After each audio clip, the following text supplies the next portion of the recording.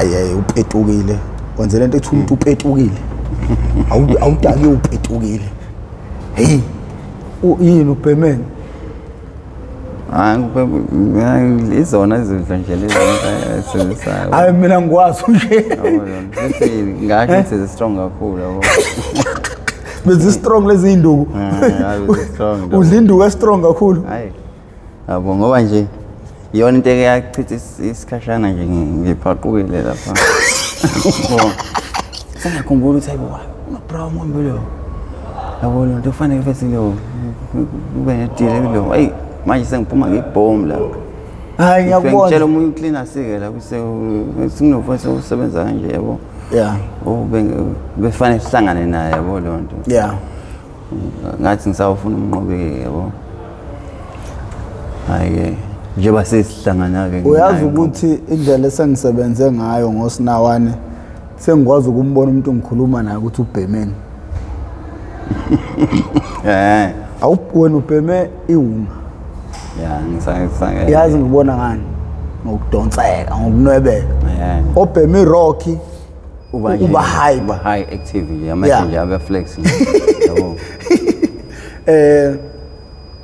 ezinye zezinto lezi mfethu engiyithandayo ngohlelo iMPTV1 ababukeli beMPTV1 sebekwazi ukunderstanda umuntu ukuthi uBemen uno Arosta akabhemile ngokumuzwa ekhuluma ngokumbona leyo nto ezolekelela abazali ekuthenini bekwazi ukubona izingane zabo mazinenkinga indlela uhlelo olinamandla ngayo bafo siphakathi inside manje awuvuke awuphuza amanzi ukuthi ukuvuka kancane ukuthi ukudamula ugufta ingeke ugufti kakhulu hayi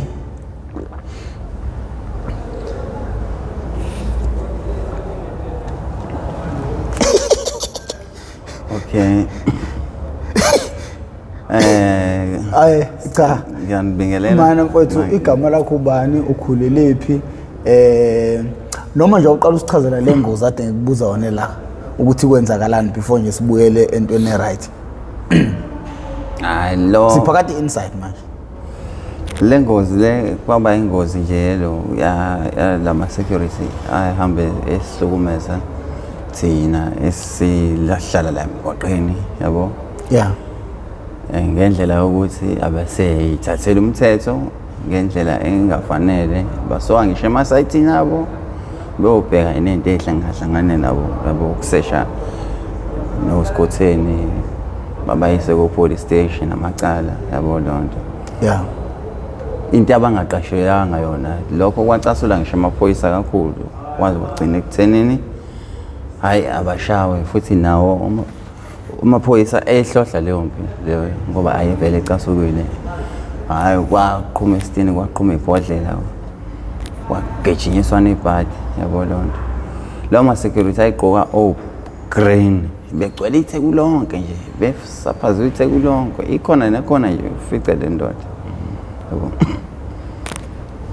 hayi kwaba ukuthi ke inkampani yabo iyaphela ke necontract yabo lonto nangama rumors nangayikemekeme ezimbi esebeqhamuka nazo befika nje eThekwini yabo lonto into abafanele bayengabe bayinqanda abayinqandi yabo lokho kubalekile afanele bayanqanda ilaba vele bamukele khona ilo imokolo kanje yabo lonto uthothi umuntu bamiyeka necala elisile yabo lonto bese bezochitha isikhathi ke ngathi ke lokho ungabalekile kakhulu yabo akubalekile ngani ukuthi kuliwe nezidakamizwa nabantu abasezidakamizweni cha ukulwa nezidakamizwa vele kuyinto esemthethweni ebalekile yabo lonto kahle kahle ngathi ngane indlela yokunqanda no la eqhamuka khona ngoba manje awubuye kusasa usungcono angathi imoto ifaka ihisho ikuthiwa yini engine ihisho upetrol kuthiwa njani ufaka upetrol ufaka udiesel imoto kapetrol isuka nje ibangani ifika ifuqhume lapha imistake imoto ixube uoil nani no udiesel no petrol yini ke Shuthi cause awukhulumi kanje into ebengiyifuna kuwena yabona indlela ohlezwe iyona iyona esiyifunayo ukuthi ngibe mina nje myself. yeah manje ngiyabona ukuthi ngathi hey Hayi mina Ntabuko ngathi ngingaqala nje ngasi ukuthi indlela engikhule ngayo nangendlela engihlukumezeke ngayo ekuthenini ngize ngilingeke ematraksini nezinto ezingilahlekele ezangenza ukuthi ngithi ngizokhipha istress kanti ngifaka more stress yabo lonto. okay insizwa ubani igama layo ivelaphi ifunde pha amabanga phansi ngabe ikhule kanjani ibe umuntu onjani ngaphambi kwezidakamizwa kwenzeka kanjani ukuthi ugcine uyithola useyidakamizweni izimpilo yakhe yophelele emgaqweni ungasenawo ngisho ingalo ngikhuliswa isalukwazi professor igama lami ngumqondisi Ngubane Mbomvu yebo ubaba kwaMgobhozi ngesimo sokungashadi nokungahlawulwa zonke lezi zinto izinto esefanele ngilungise mina yeah ngoba umonakalo wabazali nabo bese abasekho vele emhlabeni kodwa ke ngikhuliswe isalukwazi up until ngize ngiyofinyelela ka matric. Ngeke mfowethu siyakufuna ka grade 1 up to grade 11 cause uhlelo lolu injongo yalo kufundisa intsha iyouth ingane ama 2000 abantwana ngezidakamizwa. Uma wena uzokweqa sonke lesisikhathi khona umuntu ongeke sa relate endabeni yakho ngoba suke sifuna ukukhula kwakho kusuka nokuhlala senzela ukuthi umuntu ka grade 1 azi ukuthi wawuyilolu hlobo lomntwana ka grade 1 uma kuyikuthi naye uyilolo hlobo azama ukushintsha ukuze angagcinele emgaqweni oka grade 2 oka grade 3 oka grade 4 oka grade 5 oka grade 6 oka grade 7 oka grade 8 oka grade 9 oka grade 10 oka grade 11 up to grade 12 hey understand lento up until uphume ka grade 12 khona umuntu njengamanje osephumile ka grade 12 odidekile manje mhlawumbe akasitholile isikole seuniversity mhlawumbe akasebenza omunye uphume euniversity engagcina ithola manje eseyidakamizweni bonke labo bantu sifuna ngempilo yakho ubaqoqe lendawonye ukhulumisane nabo ngoba ungeqi usuke usukuzelwe uhlale ka grade 11 okay ne kahle nangendlela ebengiphila ngayo khona ngisaye kusama grade aphansi yeah bengayena umuntu o like a bullish mixing with the big boys breaking all the rules. I was a quiet kid ngilalela ngenza okufanele kwenziwe yabo lonto into engahlangene nempilo yami nengibona kahle ukuthi lokhu kuyabheda kuseceleni yeah ikimana nje wrong bengihamba nabantu aba right and futhi I never thought of my life being ended up like this yabo lonto yeah kodwa each and every class bengiphasa nje kahle ngiphethe kahle ngingalungisho ukulwa esikoleni ngendlela nje ebengiphethe kahle ngayo ngingasebenzisi ngisho ugwayi lo ngoba impela nje besi isikhathi sethu sokuthi sibe nama funds besishayela amabheki yabo lonto like springing yabo yeah yabo lonto with my friends ngwenza nje ngihlalile phansi ngayalwa ngabona umbombo wathisha ngalalela yabo up until ngize ngiyofika ka grade 5 yabo ngaqala ngangena estageni ngalendlela ukuthi sengiqala sengibona nokuthi ayibo khona nento ekuthiwa umuntu wesifazane. I never knew anything about that and bengabanakile enhlobo yeah ngoba vele into bengazi ngayo kodwa ukuhlala nabantu abakwenzayo lokho nami nga end up sengimthola vele ngingakwazi ngisho ukubona ngisho intombazane engipayizelayo ngendlela nje ngathi bengisidididi noma bengilayithile kodwa guess out those years you looked like a fool uma uhlulwe ukubona umuntu wesifazane nje megcwele ngawo yabo. Yeah. Kodwa nje yonke lento bengayinakile ngoba ngisho siyangilahlela kanjani ngangawabona ama symptoms ngisho eye contact ngangazi lutho ngayo yona. Ingane abantu nje ngangithi sihleka nje ngoba isuke friendly kodwa nje ukuhlala nama out ase experienceile aseqonyiwe. Yeah. Kwangenza ke nami ngabona ukuthi ayo shithi usibanibani kanti vele uthiwa wena wayevele kanje wayibhayizela mina angangayiboni yonke leyo nto ngoba angazi futhi angaze ngiqonyo yabo. Then ke I started to fall in love yabo ngaba ke namathekeni ngaqala ke kwanda isibalo samathekeni enginawo yabo lonto. And I ended up breaking one sticky khona esikoleni kodwa ke akuphazamisanga ukufunda kwami yabo. Naye wafunda nje khona ekhulelwe kanjalo yabo up until wayeka ngoba nje isezosondela insuku zokuthi azale kodwa ke konke lokho kwenzeka mistakenly because we sasibancane kodwa nje senza ke unochance ngendlela yokuthi akekho wayehloso ukuthi kube khona ingane ngoba phela kwathina sokwabili we were shocked kwayona ingane yazi nokuthi izoyibeka ithini indaba kubazali bayo kodwa ke ngesimo kuyaphoqa ukuthi bagcine bazi ngoba manje ayikho into ezofihlwa yabo.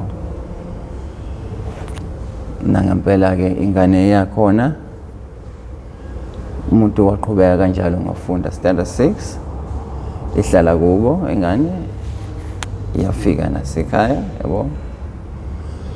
The most part eyangibreaka umoya yabo umuntu izinto esezenzile esewumshayi wesinqa sengibangwa ngisho amathekeni nje elwa kubangwa mina yabo enye nje inqonyiso ukuthi nje yazi heavy ngibabambayo yabo. Ngithola nje napho sengibuyisa kanjalo kodwa into yahlala yangiphula umoya kakhulu shuthi kwenzeka something really hurtful kubo kalengane le. Angazi kwenzekani shuthi ikhohlwe iplug kanjani kanti kuzogcina kusha umuzi yabo lonto.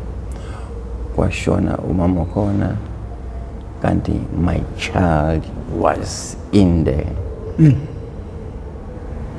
Unfortunately they couldn't rescue them but they tried to take out some out of the things but my child ended up got burns in there. That was the biggest wound in my life as I carry on schooling.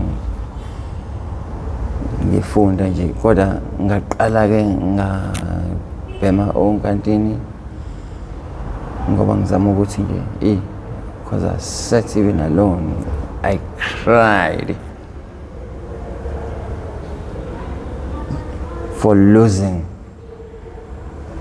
for everything I lost because it was like it's just the end of the world. And those years angikwazanga ukuthola ukuthi ngithole umuntu ozongitutuza nje kahle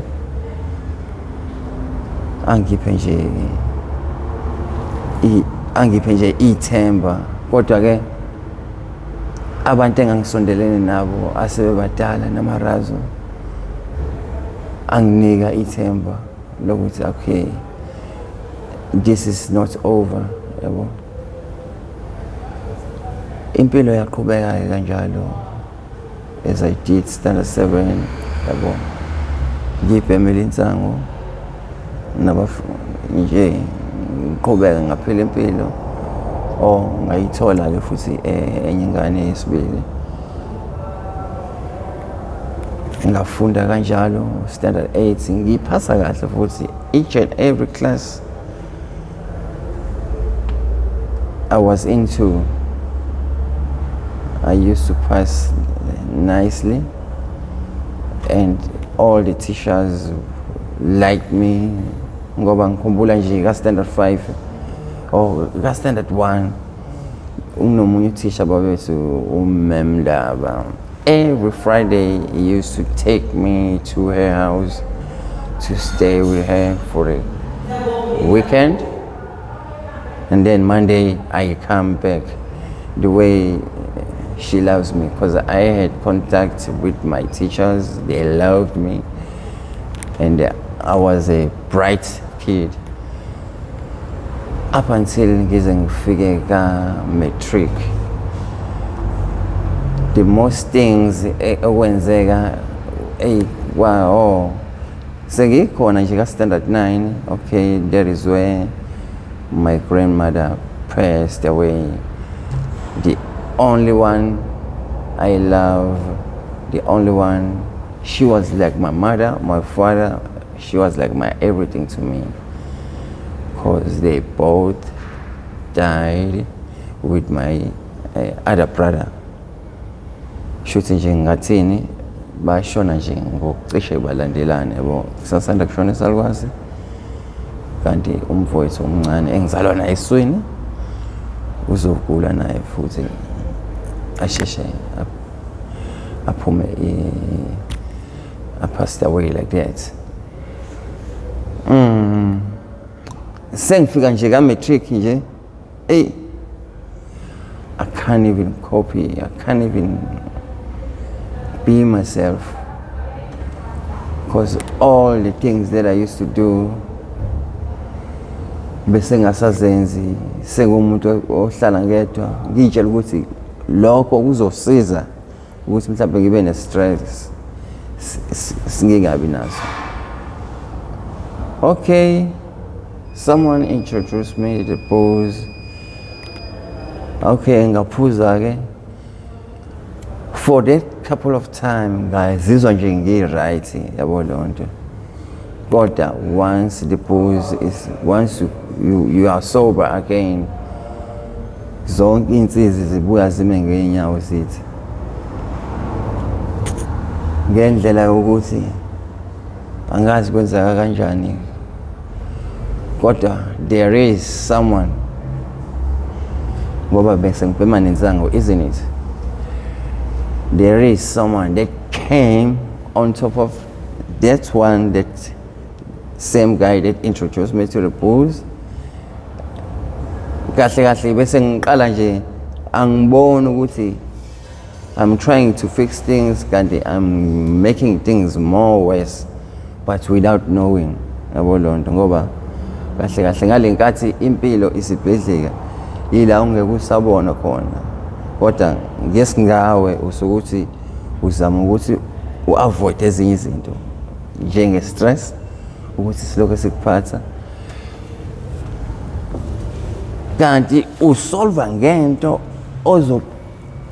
ongawazi ngisho umphumela wayo egcineni. Yabo ngesikhathi nje umuntu eyiqala yonke lefaka phule nalo wangifakela edamini lenkantini kanti usefake neskefu. I felt it very lacquer and high, and my eyes were completely closing. Couple of minutes long, then is all. Okay, ngabona ngathi nje okay, stress siyaphela kanti futhi those years into yayithi phara nje yayingayo bebikho, yabo. Futhi ngangakabona ukuthi awu ukube mhlambe kwakusekwenzekile sekukanje izwe nje selikanje, sengibona ukuthi kanti labayonga mawubhema yona nje ugcina nje usuka nje, yabo. Okay, umqondo wami confused ngoba angikwazanga ngisho ukuthi nje ngiphumelele ngivele emagameni lapha ka matric. The way I just couldn't copy and I lost everything. Noma stakes lawa ngawashare kanjalo. Umuntu engisengisticke naye nje uma wengane yami. Yabo leyo nto. Owesibili leyo kuqala le yashona yabo. Manje sometimes when I'm alone, kuyabuya konke lokho nendlela engihlukumezeke ngayo ekuthenini ngisho ngisakhula I never want to be in the streets. That was in my dream. Ngoba umuntu uyangixaka ukuthi khona umuntu wangibuza ukuthi awu bese kwenze njani futhi ukuthi uvele usuke ekhaya decide uzohlala emgwaqweni. No, into kanjalo I decide. When your life is falling apart, there are no plans at that situation. There is nothing that you're planning, but it's just happening. Ngendlela nje engahleliwe yabo lonto. Kodwa ngesingawe usuke uzama ukuthi ulungisa i-point futhi kahle kahle uzama ukufeza inhloso zakho zokuthi ususa le stress onazo kanti ususa ngezinto ezogqilaza nezinto ezokwenza ukuthi ube addicted ngale ndlela ukuthi i-life yakho ishona phansi more ngale ndlela ongeke uzuyibone. Yazi indlela ekwenzeka ngayo nje uye uphaphame kahle kahle usubona ukuthi hayibo okay I mean this sengisemgwaqweni ke manje yabo ngoba sengiqala sengigxilile kulona i-drugs yabo lo mzali wangifakela nje naye ngelo as if we are smoking as all like any other days kanti yena wayephuma egoli akasho ukuthi kanti usefakele semtsengana yakhe yabo lonto la umuntu eseqala khona esemkantshu kanti sengizwe ukuthi sekukhona nenhlungu engiyizwayo uma ngingabhemile yabo lonto kwaphoqa ukuthi ngibuze ukuthi hayibo kanti bese imalini lento leyo ufakayo ngoba sengiyabona vele ukuthi okay khona lo powder lo ufakayo la yabo mhlawumbe ngiyacabanga ukuthi u2 vele lento njengoba thola nenza ngo2 wathi 2 rand ngephi 20 rand ka 20 rand into encane kanje hawu into encane kanjena 20 rand into encane kanje yabo shithi wayilokho engibhemisa yabo lonto engibhemisa ay naye should mebuye ecasukele kwesinye isikhathi abuye athi hayibo ndoda phela mfethu ngeke ngilokho ngikubhemisile kuphela iyathengwa phela lento ngathi iyathengwa futhi yabo ngoba ngangisengiyibhema kodwa ngingakakuboni nje ukubaleka ukuthi fanele uphante ngoba bengihlalela phansi nje uthi ngizoyibona ngaye ngoba seqhamuka yabo yeah athi futhi wena futhi awuna lutho uyophonda ngalozo ngathi hayibo futhi kuyabheda namhlanje phela makubheda kumele wamukele isimo wathi hey baba ayikhali simo la every day fanele uyitholile lento yabo ngathi every day athi hayibo ngisho kubheda futhi uzokwenza kanjani lo hayi kodwa leyo nto ngayibona ngoba ngempela sengimkantsho bomvu kulona itract ukuthi bona wayiqinisile lo ayikhali day off la ukuthi namhlanje kuyabheda ngizolala kanjalo cha lento ngathi ihamba no devilish khona ngoba wena futhi omdala angazi kwenzakala kanjani yabo nje mina njengoba ngiphanda ngocela yeah ngiphume ngiyophandela intambama mhlambe lapho seko 4 yeah 4 5 5:30 mele nguthatha u90 rand wami cabanga must be ukuthi ngibuye na something 90 rand or 100 plus imali ngathi mhlambe ngiyoyilanda mhlambe ngiyakwelento kanje kodwa imali engisayocela leyo kodwa ngesimo sokuba hashtag ne drug khona lento ekuphushayo every day I get what I need yabo nje indlela nje isimo sayo ekwenzeka ngayo kodwa mekuthiwa awubhemi nje inhlobo ayikho lento ekuphushayo ngaleyo ndlela kodwa manje kuwo wonke usinawana okhona la nophanda ngekhalibhothi nophanda ngani wenza sure kodwa ukuthi ngisho ivula imgomo yakhe nje shaya ikhathi ezokuthi usayitholile into yakhe yabo lona isekuseni mina ke nginabantu basekuseni la abroad yabo lona nabakwazi ukuthi bangiphe yabo nje ngingathi isikhathi engikala ngaso nje from 7 to 8:30 imali yami sengihlanganisile engalweni ke to come to this situation of disarm actually I was working at some of the building there. It was like a 5th floor where we used to paint the building there. Angazi lo mfowethu le ntambo le esasilenga ngazo wayengayibophile kodwa lo mlungu lo osiphethe he used to double check every worker olengayo lapha ukuthi intambo zeniqinile yini yabo. I was just hanging yabo ngibuka phansi, my feet are just on the air holding my buckets and the thing. It's just like I'm trying to hold the thing there. Unfortunately it was too late and I just had that like umoya nje othi hey, next minute I am down fehle yabo. When I try to lift my arm it's just bending other way yabo, bending on the front way, not like bending the normal way how you born to bend your arm like that. It got bent the other way. Oh, I thought that was gonna be still alright when I go to hospital. When mengiye esibhedlela lento iyaqala futhi iba yinto engathi inkulu ngoba nodokotela mebengitshela ukuthi your bone is just too smashed. You just have to sign it if we can carry it. Okay. Nansi umbuzo nginanga before nje siqhubeke nokukhuluma.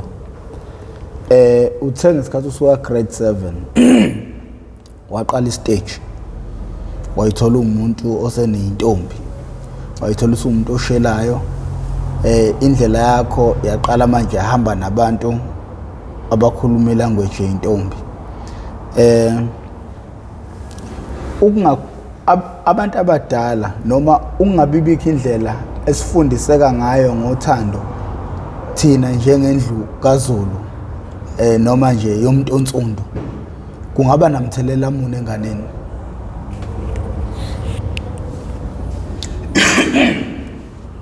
Ngingasho ukuthi kahle uthando is not a game playing, because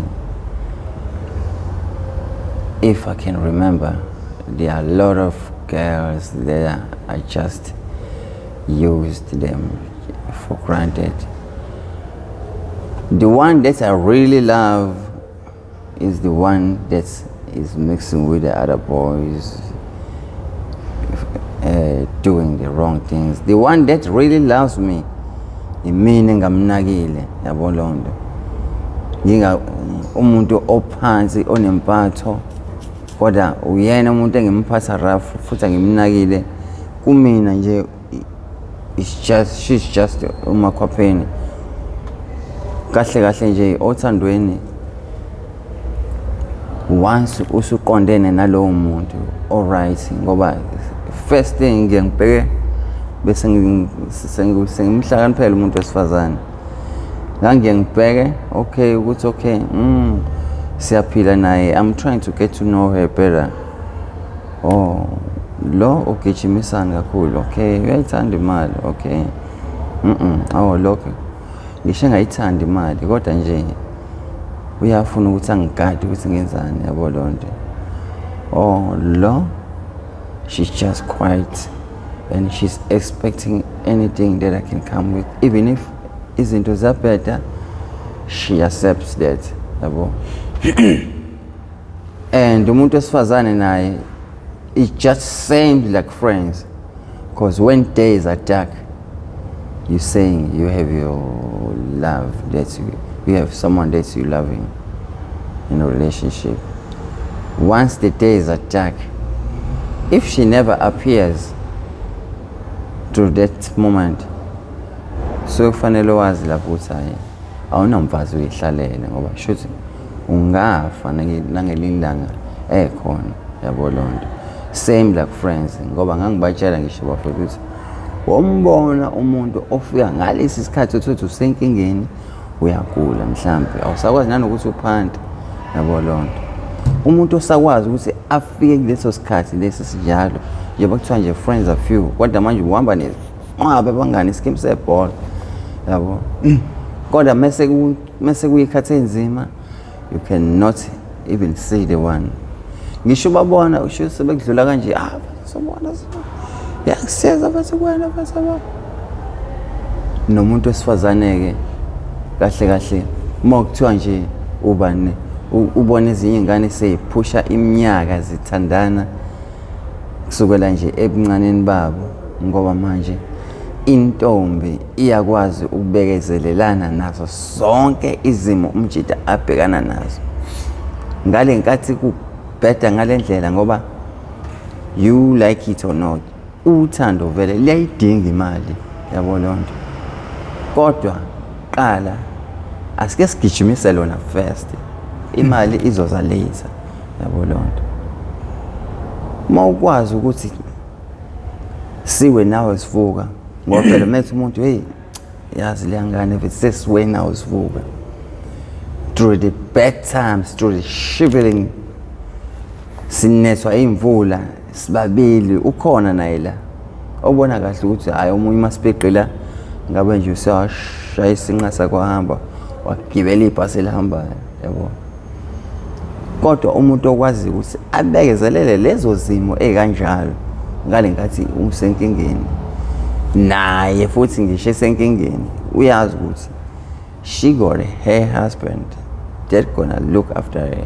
Now njengendoda wena vele futhi ohlezi uzokwenza iplan ukuthi nidle nobabili nikwazi ukuthi nibe nemaleni nibalance kahle yabo lonto. Naye mekwazi futhi ukuthi okay musenkingeni futhi yabo lonto ubekezelela noma isiphi isimo yabo. Lo muntu in future days ngisho sekuthiwa njengoba silathi nje sizofuna imali, ngisho sekuthiwa idlozi liyakhanyisa impela mhlawumbe uwelwa yindodla kanje yabo. Kodwa nje the first person you're gonna think of is the same girl that you struggled with through all these years. Mina ke for my life, according to my life, sengashayiswa ngisho imoto, kodwa angazi kwenzekani omamkhulu bangifaka kwabanye abameli base Verelem, ngoba mina my suggestion, I wanted to take someone closer to where I'm staying because mina ngihlalela la eThekwini. Manje bona bangifaka kwabantu abale ko Verelem. Leyo nto yenziwa ngo-2019, kodwa kuze kube manje mina angazi ngisho isenti kahle nje ngingakusho nje ukugcwala umlomo ukuthi ngashayiswa imoto ngafaka i-operation ngenziwe i-operation ngafaka insimbi kwangaba indaba zalutho yabo lo. Into enzeni leyo kwaba u-2019. Okay.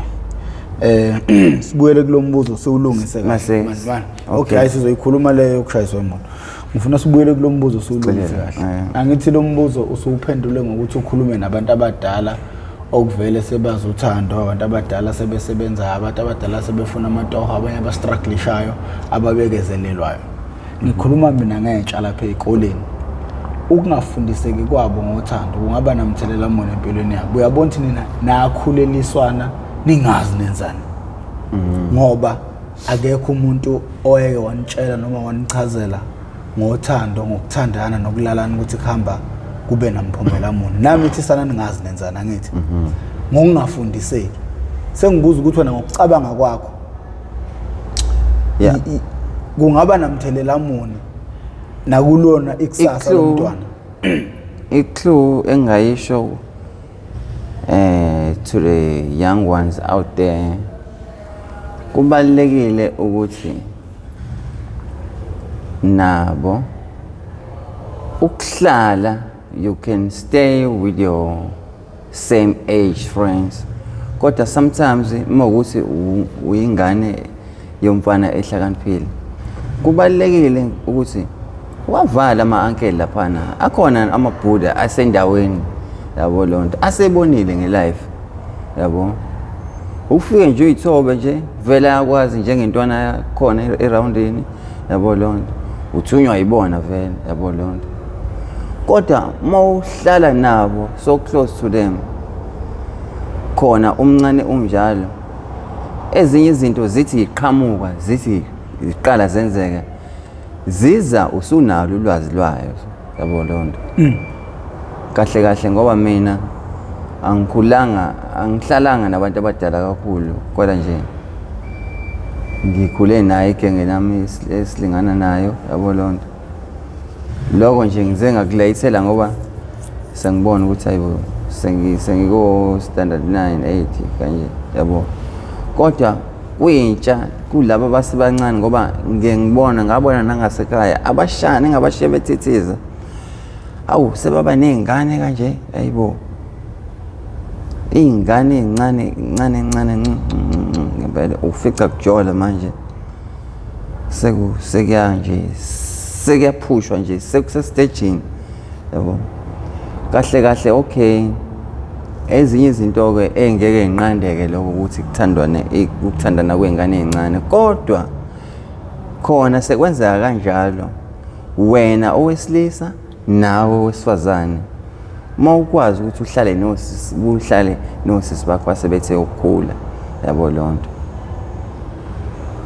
Definitely kukho konke abakhuluma ngakho futhi especially ngezothando, ukhona okuzokuthinta kuleyo nto nozokudinga futhi at the end of the time ukuqhubeka kwesikhathi, ngoba wena usafika la usawunyuwane futhi kusanezimo ongakadluli kuzona osazohamba ubhekane nazo, yabo, ngoba usaqala ungena emathandweni. Kodwa mawusuhlala nabantu asebe-experience lokho, ama-sister asemadala aseyaba ney'ngane, yabo lonto, wena usayitshwele njengentombazane engakazi izale, kodwa nje isaqomile, yabo lonto. Ithola lapho nokululekeka ukuthi uthando axhaphazwa kanje ngoba uye ugcine usesimeni esikanje, wenza kanje. Ngeke ungitshele ukuthi wena uwedwa uzosherisha amadoda awu-5, yabo lonto. Kushuthi nawe something wrong ngawe, kushuthi in each and every single man kunalento igijimisayo phambili, yabo lonto, uze uyithole usunamadoda amaningi, yabo.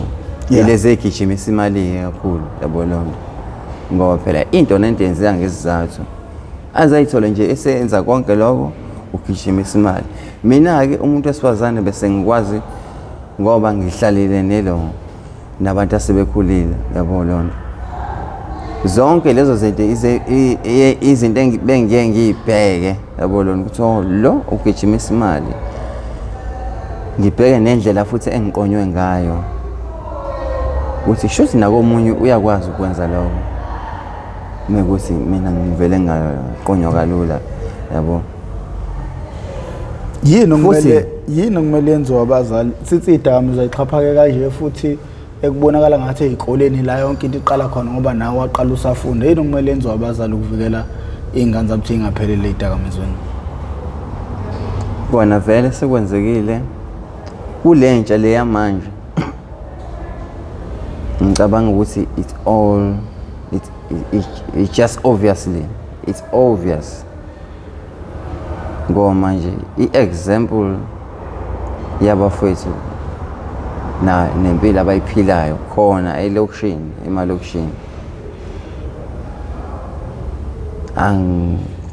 ngingagaranta nje ukuthi akaze kwenzeke ukuthi akaze abone umuntu eshawa ngisimo sokuthi usetshontshe something yabo lonto kamakhelwane nje izinto nabo abafanele bayibheke ukuthi okay la njengentsha lento kahle ayilungile yabo lonto ngoba nathi siye uSkotheni sisakuyona le fuck up le mina ke ngikwenzile nami ushit wami ngajonsha ngaganga ngoba emphakathini nje those years if I remember bese ngumuntu osejumpile yabo ngoba ikiki nato besishaya back inkunzi umuntu uyibambile back yabo lonto sibahlaba sitshontsha sivuke ngisho ebusuku thothi siyovukela kuye emzini womuntu siyokhipha ngishemini kapha thothi akho umuntu ngisho bekhona yabo bese ngikwazi ukushaya ngisho unyawo mina belela belungu ule lapha awusichazele ngonyawo awusichazele ngonyawo somphakathi unyawo kahle usuke let's say lo muzi lo esisuke sesipatrole kahle yeah sizule nje ngakulawo mayadi lawo yabo ngisho singazile ukuzotshontsha yabo lonto kahle sifuna ukubona umuzi olahlayo siyabona ukuthi okay la sesinemizi sesiyazi nje ukuthi okay umndeni wala uye uhambe kuseni obviously akusali umuntu uzuyibuyele ntambama yabo lonto sesiyazi nje imizi isuke silahlile kanti kokunye futhi siyangena nasebusuku besingena nasebusuku uthothi nje shayilo tsangala yabo inja ke yazi nga experience into inja a dog will be always a dog no matter how fancy it can be treated but a dog is just always a dog ngaqhamuka nje nethambo lami mina ngokuSkotheni mengiliphosa lapha kuyona it's gonna bite it won't say I got my food there my family cares for me it's gonna eat the fucking same dog same bone that I'm giving it kanti bese ngiyibona inja futhi enobuntu engenabo ubunja yabo lonto khona ngiyibona ikhonkotho kodwa ngibona ukuthi hayi le nobuntu le ngithe nje bo enjalo nobuntu amadlebo wabona alele kanje amadleba ayo yabo yeah amadleba kanje alele kanje hey manje sengoso science awu ngibe ngifola ngibe ngiyibiza lapho iza nje sidla lisela umsila yabo lonto ngifike ngiyiphulule ngibrush it's oh my dog get sit down bihlalela phansi nje ilalela phansi ngibukela ngiyongena ngewindi lapho ngikaraka mhlawumbe ngingenela ekamereni la mama khona nobaba khona omlungu mhlawumbe ibhumi lomuntu kodwa ngisimo sokuthi ngiyazi ukuthi okay babuye bayiplakele vele bolonto njengoba ngisho nje ukuthi sasiye patrol kuleyo ndawo leyo yabo uthi nje sasinayo yonke information yale mizala yabo lapho songena nje sifike qasatha ekhanda belele mengivula lapha sayithola spam mesivula ama-draw laphana kunemali thize la yabo lonto mesifika laphana ko-safety siyavula kunemali ebekiwe emavasini amavasi ngangawayeki-ke amavasi ngoba ngakithi mengithi phakathi imigexo nje o-1 yabo nje imigexo yabo bagqokayo ama-chain ama-rings they all take it and put it in there wena nje ubona laphana kwi-coffee table kanti phakathi nazo zonke lezi zinto thulule nje sithula noplastiki yabo Mengihamba ngenyawo I don't have to carry the heavy things mengiphuma eyadini ngoba i-security tight. Mengiphuma la ngivalwa i-security ngiqhamukaphi ngiyaphi ney'nto ey'ngaka phakathi namayadi yabo. Kuye kwenzeka nathi niyoshaya unyawo nafena abanjwa phakathi.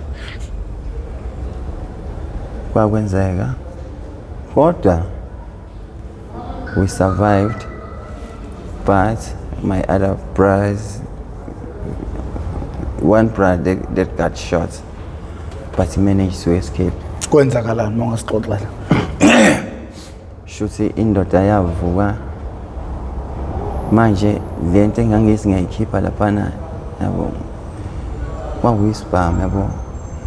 Shuthi mengivula umatras ish ngibona ukuthi yazi ngiyamphazamisa yena yabo. Kodwa manje sengiyasibona lo isiduna kodwa manje ifuna ukuthi ngiphinde ngiphakamise kancane umatras yabo bese ngiyafaka isandla ngiyilande lento.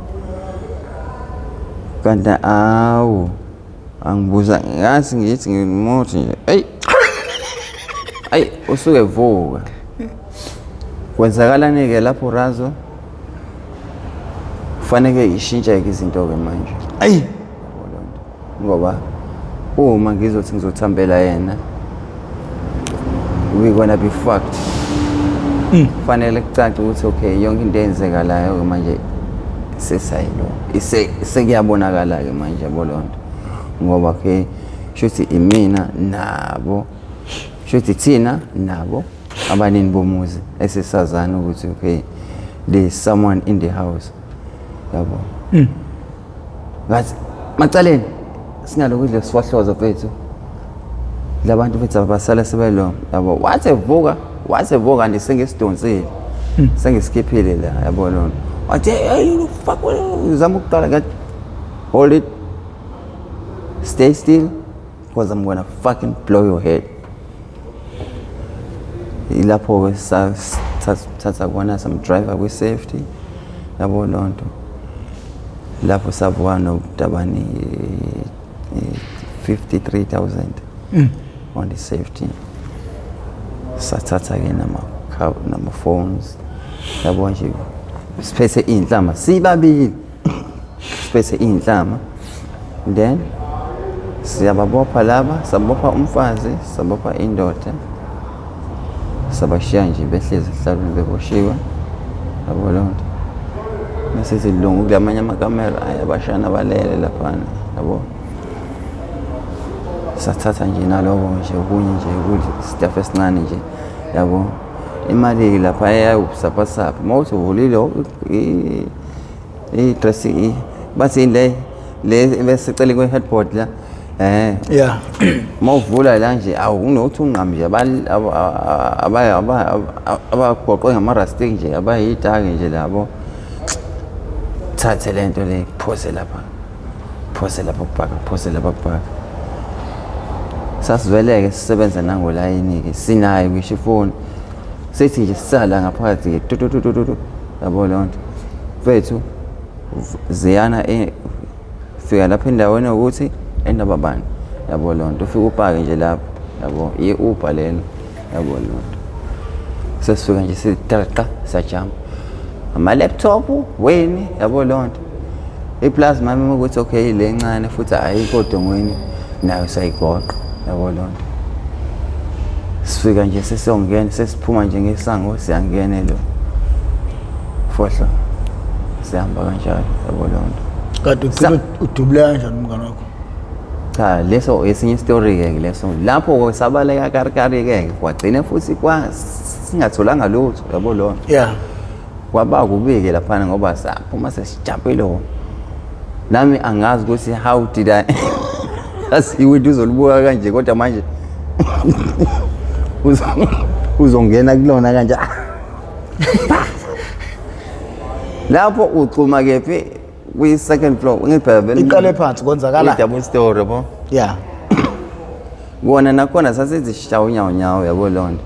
Hey sesingenile ke okay sathatha lezi zinto lezi yabo lonto. Yeah sathatha lezi zinto lezi yabo sometimes yazi uma uhamba nomuntu ozongakuzwa sasibathathu-ke laphana yabo yeah umfowethu nje into iyasijampisa laphana ukuthi lo munye usithathi nje uthanda ukudla yabo lonto into esizele la asayenzi manje yabo lonto kwavele nje kwazwakala umsindo njengala ukwaqamezeka amabhodwe yabo lonto ukuthi udawa rich laphana mfethu ekitchen yabo lonto kanti intwana izovele ivuke umfana khona yabo shuthi wasibona indlela thize epassage ngoba ipassage la kulowa muzi lalelide mase kuba yikhishi la elikhulu yabo lonto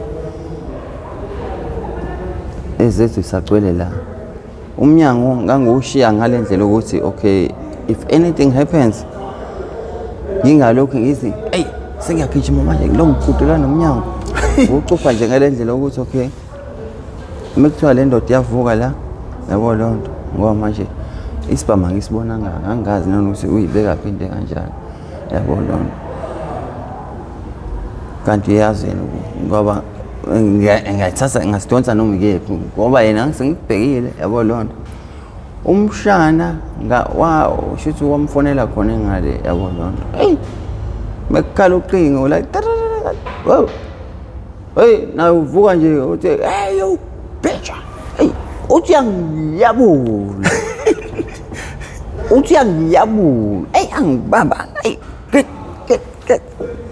yawo hey ngibona ukuthi le nje abelungu banamandla bade hayi kuphoqa ukuthi indabuko ngidonse iChristian ngoba manje sengilwela igetaway yabo lonto ngiphethe one laba amagolide amawashi into kanjalo nje mfethu yabo yeah one nje yabo lonto one bangempela yabo manje sengitshele ukuthi okay yabo la fuck umuntu usejampile kodwa lezi zinto enginazo ukuphuma kwami la hayi ngizocela yabo ayi indoda ngiyabule la indoda ibisho ngowani inga yabo ngacishe ngaphuka umhlaba yabo ngivele ngimsonte wena bethu yabo ayobhakazeka esicabheni sakhe yabo lonto ngathola uchance ukuthi ngiyidonse iChristian ngayithi nje nqa ngashaya izandla zombili ngathi yabo lonto ayibe ngidedela naye laphana saphuma sithi yabo soshayisana no-accuse naye ngala yabo lonto abashana sebephume namalongo sebephume nenduku zama-baseball wena mfethu yabo lonto naye ulo umzala la ndoda usehlohle washo ngo-one ngempela futhi bhalaka hey siphuma sibhudubeza laphana futhi lapha nje luckily vele leya phathi yewendi yangenazo insimbi yabo ngoba vele futhi he was gonna fucking kill me that guy. I had to go in there ngaya wow ayiwendi ndoda ngayo waphansi lapha ngithi kuyilo kwi-double store uphuma ngaya phansi laphana kodwa ngwele ekutshaleni mase kubaleka into enje ngenhlungu ngathi nje qoqa umzimba ngavuka futhi fast ngawushamthanga ngala yabo shuthi ubrown wami-ke lo munye osithathu wadubuleka naye eseseka yabo lonto kodwa samdonsa nafethu yabo lonto lo kade libele ukudla yabo samdonsa ubhizi na ubhizi lelo face uyabo nje yana ubona ukuthi vele sebusuku nje sari ngamnganami mesingene eyadini akurelaxwa yabo lonto sothatha lento esoyithatha ngoba phela akhona akusikho ekhaya akhona emakithi la yabo lonto labantu balele yabo lonto hayi ukuthi bafile yabo lonto sangizana noma yini kuze intwana lapha nithi yochama yabo lonto leli plus the most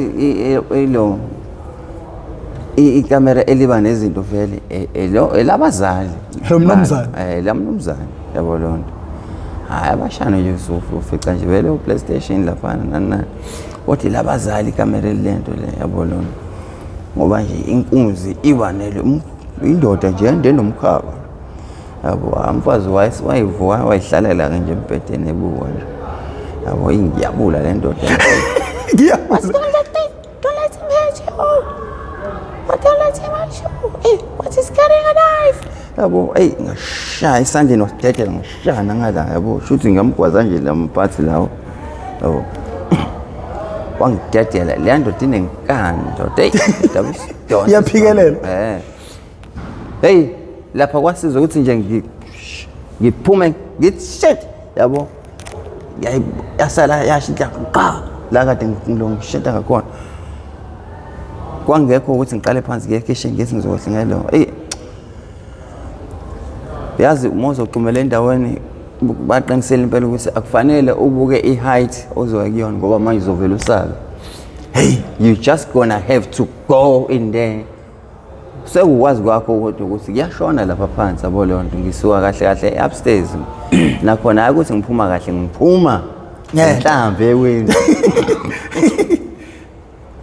ngiya ngayothi bhaqa yabo leyo nto ngacisha ukuthi ngangena ephula yabo nabo-ke weza lo munye ufesuke naye lo munye waphuma ngaphansi-ke yabo leyo nto wawuwele ephulike laphana lesithipha sikwazi ngisho ukubhukuda futhi yimi lo ngithi qala yabo leyo nto ngamdonsa fast ngamuthi wena futhi yabo leyo nto ngamdonsa fast ngamuthi shuthi wayesathi ungatha lo osalo ohlenge itebhisi ofuna ukuyophuma ngekhishi lapho yabo leyo nto ngithi awu asithi ubhukuda futhi wena futhi yabo donsa ngamuthi hayi ngishaya umthangala mfethu yabo leyo nto hayi naye ethi sewushaka lo mfethu igqonqa sele ngaphandle yabo lezi zinto ziyanemba leza esethi uyeqa nje amshaye la umlenze qa yabo inhlanhla leyo inhlamba ayithintanga ithambo yabo Yashaya isicubu.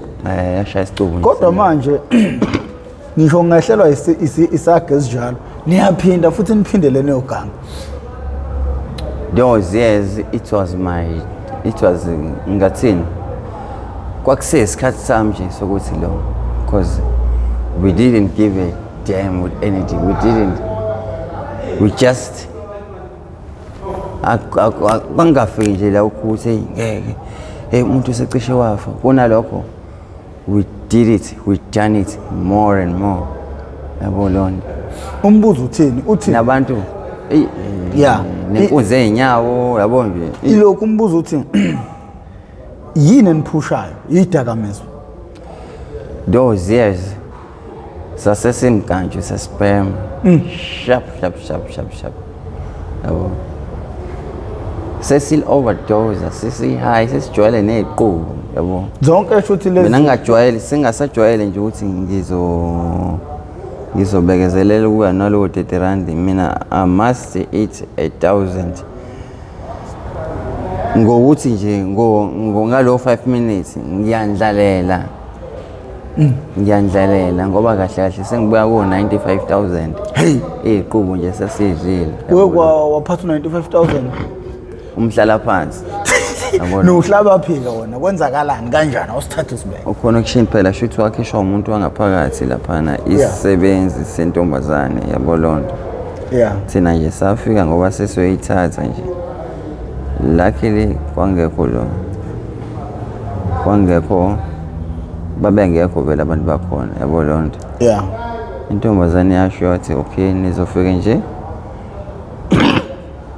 mphahlaze iwindi lela semnyango yabo lonto ukuze naye mesezo reporta phambili asho ukuthi uhlaselwe yabo lonto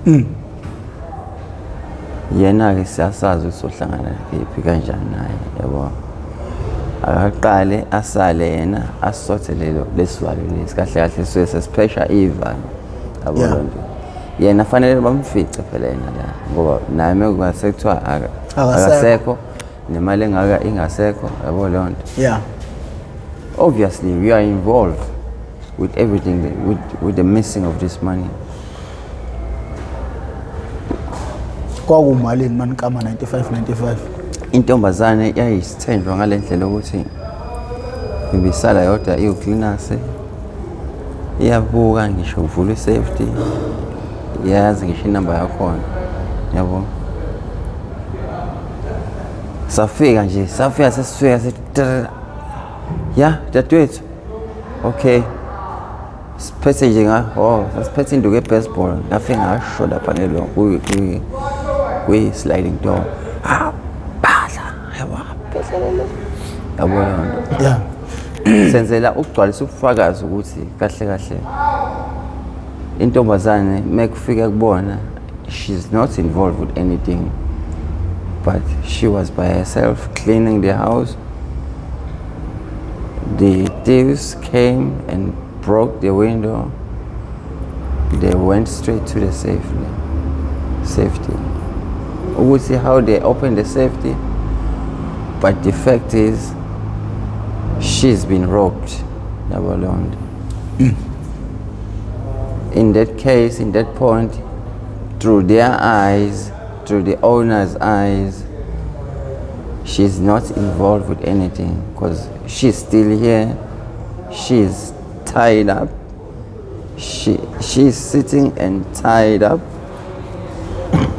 Ngoba sayishiya nje sayibopha kanjalo yabo lonto. Intambama siyazi la ihlala ngakhona. Ihlala novele sidalana ngandawonye. Yabo. Safika ke sayiqinisayo. Zikhona nezinye igama ezake zakwehlela hlala kubanjwe kwenkunzi yona yenyawo kanje. Athi niyobamba inkunzi yenyawo kwafika wangahamba nje ukucabanga kwenu. Yeah, kwenzeka so many times. So many times umuntu wagcine eseqhameka yabo lonto. Yeah. Ngoba khona nalesi guys la. Ngiyasibona. Lapha kwakubike umuntu esekade dryer. Kodwa nje kungavuleki magap engena yabo. Yeah. Yabo lento ekuthiwa arroster kahle kahle inebhadi. Mawenza icala ulo Phushwa yiwona.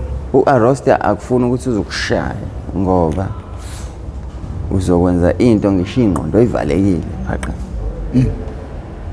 Ngendlela ukuthi uzofuna ukuthi yahlwitha manje le phone le yabo. Yeah. Ukwenzeni kwakho lokho awusabuka ngiview yabo. Ngoba kanti yabo mesibhemile. Yeah. Icala bese silenza nje. Silighted yabo.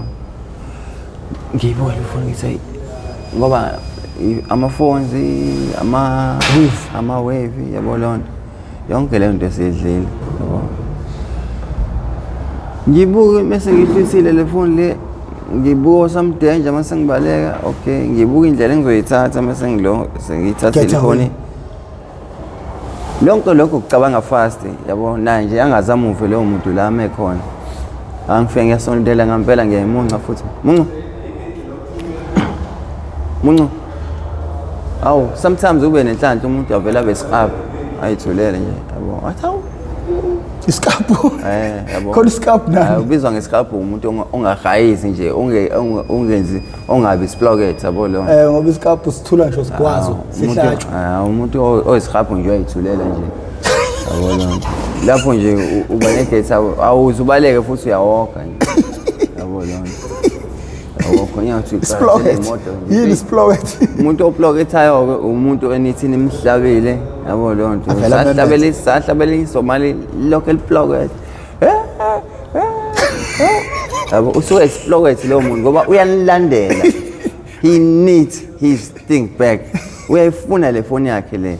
Yabo lonto silokhu sambhabhaza nowakhe hayi wena ohambe wena la eyona. Esukwazi ihlona umuntu ohambe la ngosilandela. Yabo lonto elokho eploketha kanjalo ke yabo. Gcina i-backup ikhona. Igcina i-backup ikhona yabo. Kanti futhi mawusen kune yabo nje la ithe kunje manje kunendawo nje ezimbi esingangeni ngisho ungena khona yabo so sportsini. Ngoba nje meke wakuthiwa nje vala yabo. Ingane abantu nje mayikhala nje kwakanye nje kwasavala. Yaploketha. Hawu. Vuka lezi labafana beyigadla zamampondo la ayi uthi yaphuma uthi yabo njengoba sekukhona no over khona labo amampondo la semakethe. Abangani bami labo sidlala nabo ibhola lapho. Bayashaya akundo bayashaya abampondo bayashaya akundo bayashaya bakulanda phakathi noma ngabe kuphi phatha ucelemba yawu ndabuko laphana nami la ngajikela la kithi laphana hayi ndoda kodwa ke by God's grace kwakusheshe kwaqhamuka nje imoto yalo amaphoyisa bolonto yeah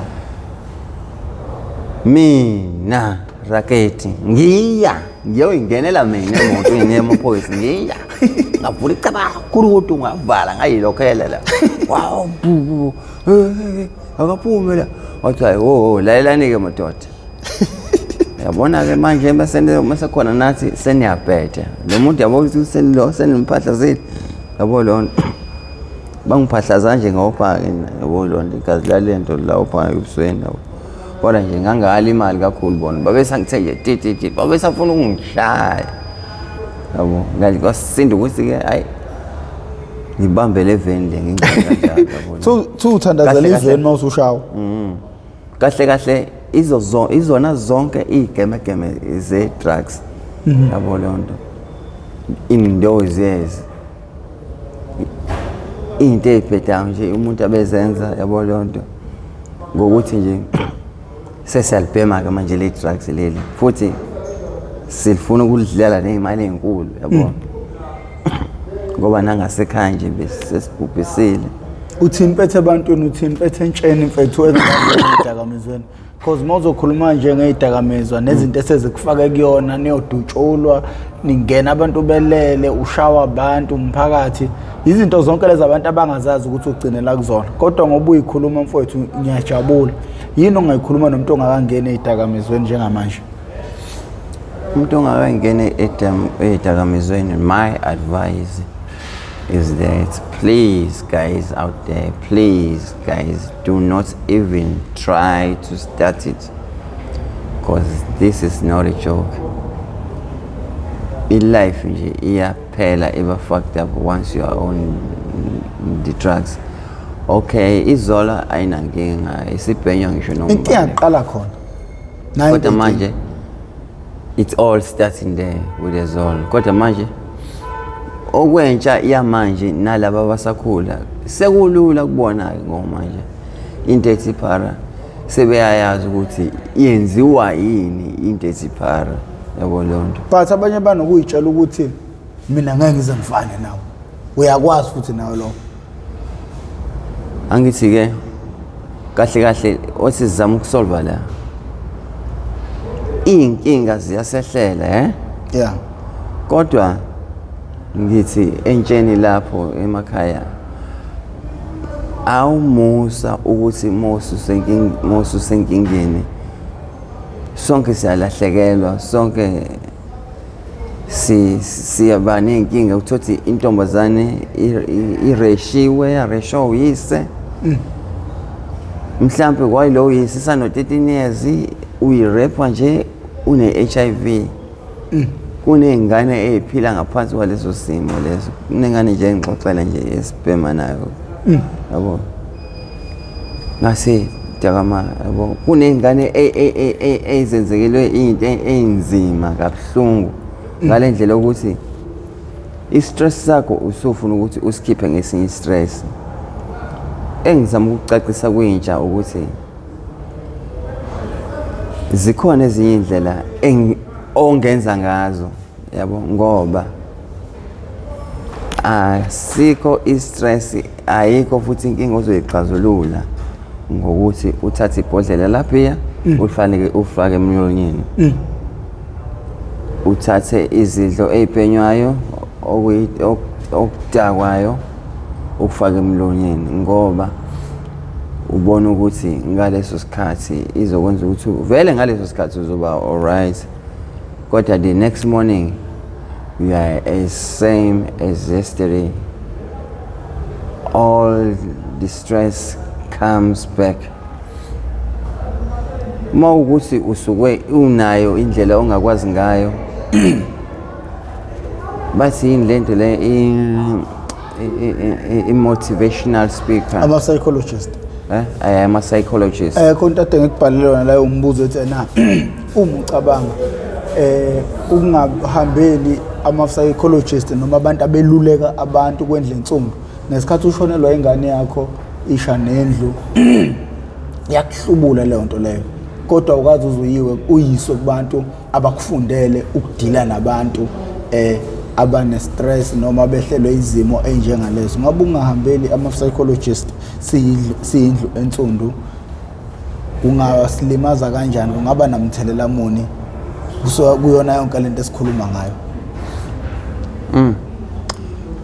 Ngoba engakusho nje ukuthi iphutha isenzo nesenzo esizenzayo sekubonakala la sekuyiphutha khona.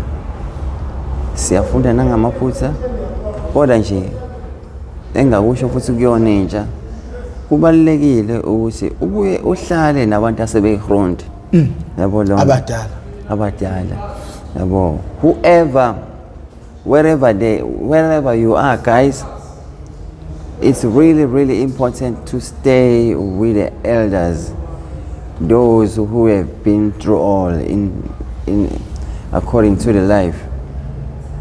Abantu asebeyibonile izinto, abantu asebeyifront asebeyisebenzelayo abawenzile ushito wabo bedumile ngisho emalokishini bebetshontsha imoto behamaginsa yabo. Abantu abakanjalo kubalekile ukuthi mawusayihanyana usondelane nabo ngoba igenge le elingana nawe awukho umqondo otheni ozowuthola kubona ngaphandle kokuthi kuhlohlwane ngokuthi siye lapha emgodini njengentuthwane yabo. Kodwa uma ukwazi ukuthi ubuye uncele ulwazi ngoba ngisho abantu besifazane amatshwele lawa angaphandle yabo lonto, okay it's all right, nawo agcine sebhema yabo lonto ngesimo sezinto esizehlelayo ethi uzama ukhipha istress kanti ufaka istress more ngento vele eyibulalayo elifini yabo lonto. Kubalekile indlela engazama ukuthi kugwemeke konke lokho ukuthi nje ungasondelani. First thing, know who you're dealing with, know who you're mixing with. Abangani fanele ubheke abantu ongazwana nabo. Umuntu first thing mawuthi uyimisela ngokuthi life yakhe iqonde efacing nje meseqala sekukhulumela into ongayizwa kahle nezokubhedliza ngoba sometimes ngingathi hey ungahlala nabantu asebefront asebebonile lifeini kanti abanye abantu asebefront hayi ngoba sonke sinomqondo sihlakaniphile ngingaba front kanti mina izintwana zilokho zingivakashela kanti ukungivakasheleni kwazi angiyiphakele umqondo alright ngelife kunaloko ngoba vele mina eyami ilife kade yabhidlika sengizama manje ukuthi ngibhedlise yalabashanake labo yabo lonto.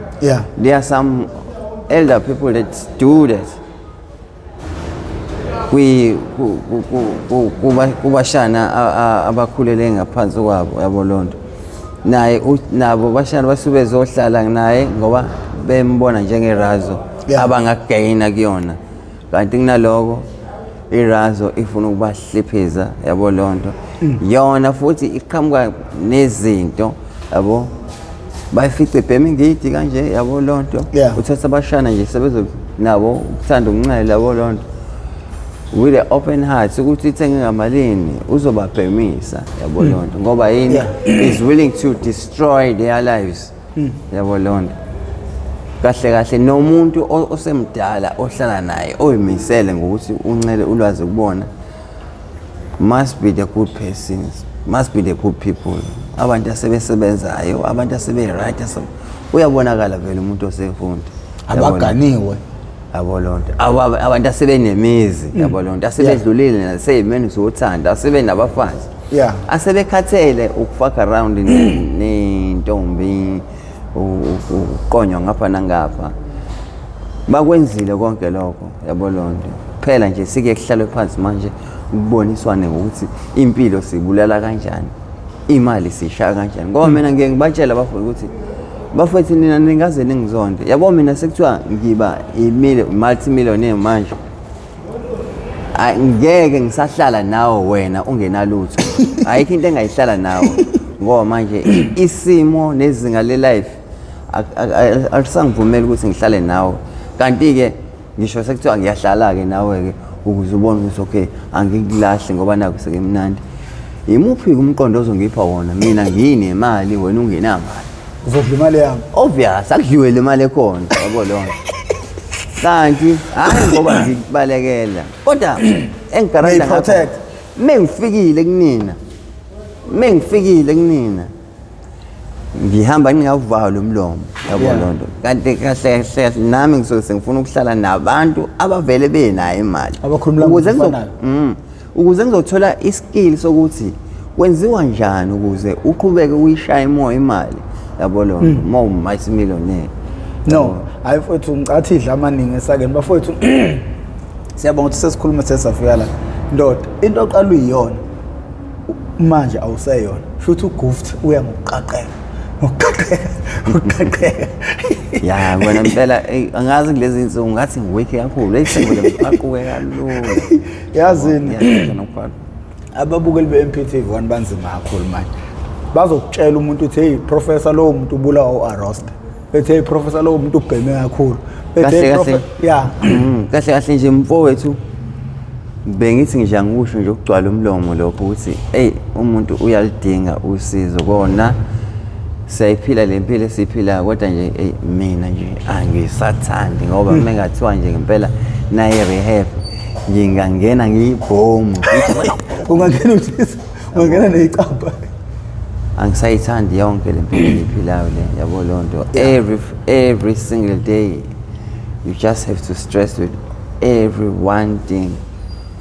Uyasaba ukuthi ulale ungayitholanga imali yokuthola into yokuvala amehlo. Ubuthongo siyabuthenga la ekhaya ngoba you cannot just live like any other person, normal person. Yeah. Yazi mfethu ngeke ngakhuluma nabantu be-MPTV1 ngathi bengayakhi rehab kodwa akaze beze abakuboni lokho ngathi ngicela besihlanganisa ama-20 rand. A sad thing is ebantwini abawu-97,000 esinabo as ama-subscribers bawu-142 abantu abajoyine i-membership. Awuthi ngibabukise kanjena-ke nansi i-calculator yami. Abantu abawu-97,000 times 20 rand nansi imali bafowethu. Abantu abawu-97 abantu abawu-97 is it 1.9 million ongakwazi ukuthi uphume kulabo bantu labo. Ngingazi noma ngibala kahle phela nesikole ngasishiya. Imake if each and every one of them subscriber engakwazi ukuthi ajoin i-membership singayakha i-rehab, singazakha izikole abazoma bephuma ema-rehab beyofunda kuzona, singakwazi ukukhokhela abantu abazosebenza ama-rehab, singakwazi ukukhokhela othisha ngoba manje inkinga umuntu masenemsile e-rehab uphuma enze njani, uphuma ubuyele ekhaya. Imapha ama-skills zakhe, checking ngisho ama-skills and yonke into agude ngayo khona la yabo lonto ngoba into ebulela abafowethu ngizama ukulo naleli point ihlezi siyenzekele kakhulu phambi kwami abafowethu umuntu ayeke ngempela ukubhema yabo lonto. Inkinga yakhe ukuthi he got nothing to do, akanayo nje into angayenza kunaloko ubuka thina sehla senyuka siyaphanda nezikefu yabo lonto naye uyahlala la kubhenya khona kodwa udle ngokuthi akasabhemi kodwa nje ubukela nathi sehla senyuka. Mnganami ngazamtshela bra wami masuthe usuyiyekile lo isemthingana okay zama phela vele akulula ngaleyo ndlela yabo futhi nje ungakabi naso start yabo lona kodwa i-life yakho fanele ibe kwi-next level yabo lona. I think umsebenzi wama-rehab lo kumele kube umsebenzi wama-rehab ngokucabanga kwami. Yingakho i-MPTV1 Foundation, i-MPTV1 Foundation iningi into efuna ukuzenza, ifuna ukukhandela ngisho abantu izindlu abahluphekayo, ifuna ukusa iy'ngane ema-university, ifuna ukutholela abantu imisebenzi, ifuna ukukhandela abantu imisebenzi. Lo 97,000 ama-subscribers uma ngempela bengayinikela ekuthenini befake lama 20 rand la, hayi kungaphela unyaka sekucaca ukuthi kwenzakalani nge-South Africa ngoba ngabe singasancenge emuntu yonke into isezandleni zethu. Uyabona nje Ndabuko, indlela la ekhaya imali ekhona ngayo nje sengishola nje la eMzansi nje. Yeah. Iy'mali la zihlezi iphuma mihla namalanga iphumele into esingayiboni kahle hle. Phuma iy'ndodla namamitha. Kodwa manje according to us yabo thina asanayo inkululeko futhi in following years kuzogcina nje sekuphuma isibhaxu lonke itheku ngendlela nje ezinye izinto ezenzeka ngayo kahle kahle ingane yabantu izishawe izikhohlwe ngisho amalungelo azo yabo badlale nje umuntu oyedwa beba u4 athenini hlalani laphansi ngiyabuka ngisawulanda ivuku akude nazo sezweni raketi yabo yini useyijwayele ukuthi yena uSkotheni shothi ukujwayele futhi sejwayele ukuthi akhahleleke nje yabo lonto kahle kahle sesiphatheka nje roughly ngoba kwayinawo ama security lawa aqashwayo yabo lonto nokukususa nje kabi nje yabo yabo nje indlela esiphatheka ngayo nje yini vele into yethu ayina power ayina law ayina backup ngisho kuthiwa ngakubulala yena into yakhe ingaxoxwa ngenyawo yabo lonto ayikho into engalandelwa ngokuthi kufeke wena ukuthi ubulawe umuntu olo taxi driver kanje ake sithi mfowethu mhlawumbe ngelilanga ababukeli be-MPTV1 bayowazi ukuthi 20 rand ubaluleke kanjani ngoba ishumi lami neshumi lakho mayesehlangene enze 2 rand and angayishintsha impilo yomunye umuntu because ukubukela kude isimo uzele nawe ongazi ukuthi siyogcina sihambe safika ngoba iqiniso lithi bayanda abantu abaseyidakamizweni obani lababandayo ingane zabo kodwa ke kulungile mfowethu mase sibuke seze safika la isidla amaningi esakeni siyabonga mfowethu ukuthi uzoba ingxenye abantu abakwazi ukuthi befike bezoqashisa abantu ngeyidakamizwa usebenzisa impilo yakho siyathemba ukuthi yize kuqale kabi udlile kodwa kuya kwagcina sekulaleleka nina bendlondleni uphapha ekhanda kamenzi indaba lo nto memeza ngathi yakhalela ukuthi igula likaJama lichithekile nina bakamBhudu ubovu njengegazi nina bakashishiliza ngedidi kwelimaholo lokhuluma uprofessor Ngwamkhize Ndabuko phansi kwaNongoma esigodini sapho umthetho ngasohlangothini la kaMandlakazi mangabe uyaqala ukuba ingxenye yohlelo lethu le oyethamele iHow I Ended Up in Drugs okuwuhlelo noma kuyingosi engaphansi kwesitebele iMPTV1 lasilanda khona abafowethu nodadewethu abavele ngeshiya eyidakamizweni abasuke bezosilandisa ukuthi bawela kanjani eyidakamizweni ingqinamba ababhekene nazo ngaphansi kweyidakamizwa lokho sikwenza malungana ngqo nokuzama ukuqashisa umphakathi mangabe uyaqala kuba ingxenye yethu sicela ucindezele subscribe button ucindezele nebell siyacela abafowethu join membership ngiyazi ukuthi nithi kunzima tshelana uma uthi umzali tshela izingane zikujoinele even isho ngabe kusetshenziswa ama-card details mina njengomnikazi we-platform angikwazi ukwabona ama-card details nani ningazenzela i-research ngesingane abantu bayebesabela ama-card details wabo bafowethu u-20 rand wami nowakho mase kuhlangene u-40 rand kungashintsha iy'mpilo zabantu abaningi since sibona ngathi uhulumeni usahambela kude njengelanga lasebusika ekuthenini alekelela uhlelo ukuze sikwazi ukuthi sifezekise zonke izinto sifuna ukuhambela izikole sifuna ukwenza ama-rehab sifuna ukuthengela iy'ngane ama-uniform sifuna nje ahlahle ukushintsha impilo yomuntu onsundu konke-ke lokho kulele ezandleni zenu hayi suka le nto ayinamsebenzi walezwe lezinto asuke lezinto ngakho-ke bafowethu sengincenga